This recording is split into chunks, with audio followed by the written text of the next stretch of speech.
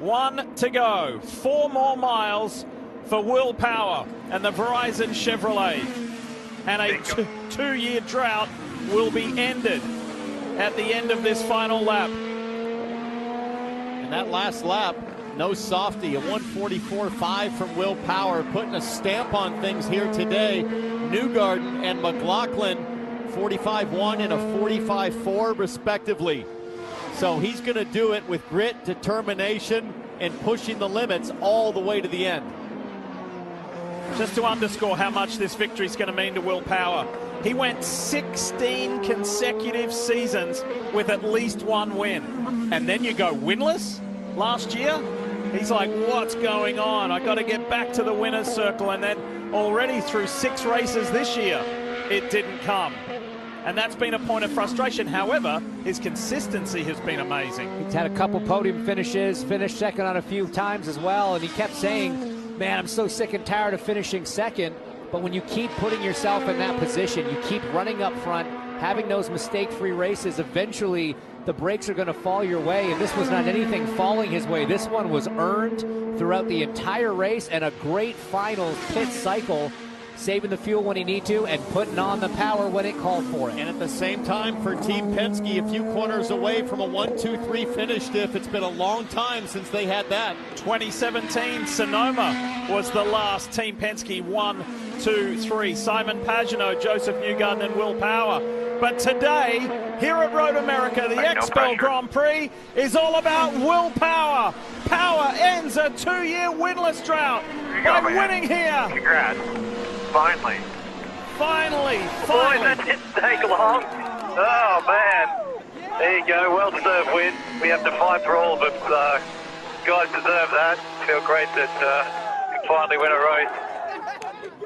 With 6 races left on this schedule and plenty of ovals, Palou has still more opportunities to get that first oval win because it's going to be hard here with 1 more lap left to go for Will Power and Team Penske to continue the Penske dominance of Iowa Speedway. It may not be the king of corn country, his teammate Joseph Newgarden or Scotty Mack, who won last night, but the 43-year-old Australian is about to get win number 43. Will Power victorious for the first time at Iowa Speedway. From 22nd on the grid, and Stingray Rob is upside down. Massive crash at the end of this race. Rossi, Ed Carpenter, and Kyle Kirkwood. Well, it's wonderful, first of all, to see Liz feeling good back at the racetrack. She went through some very well-documented health issues at the beginning of last season, and that had a lot to do with Will Power not having a good season. He could not focus on the job. He was taking care of his wife. He thought about retiring. He wondered, is this right? We have a young son. Should I be risking my health when it's uncertain about my wife's health? White flag, 1 more to go for Will Power. White flag for a guy who just a week ago on a Saturday night in St. Louis was absolutely furious, losing his mind on pit lane at what happened on that restart.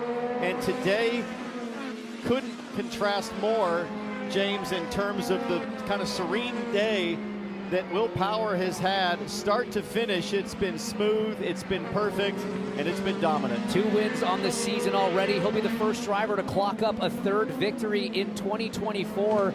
And with that, even though championship leader Palou is right behind him, he closes the gap. He keeps the championship fight alive, and it is just great to see from Power. Scott McLaughlin in his win 2 years ago led 104 laps in a dominating win. Just about as close for Will Power. 101 laps led. He went 2 years without a win. Now in 2 months, Will Power has won 3 times. Power wins at Portland to keep his championship hopes alive. Way to execute, buddy. Nice job. Nice job, everybody.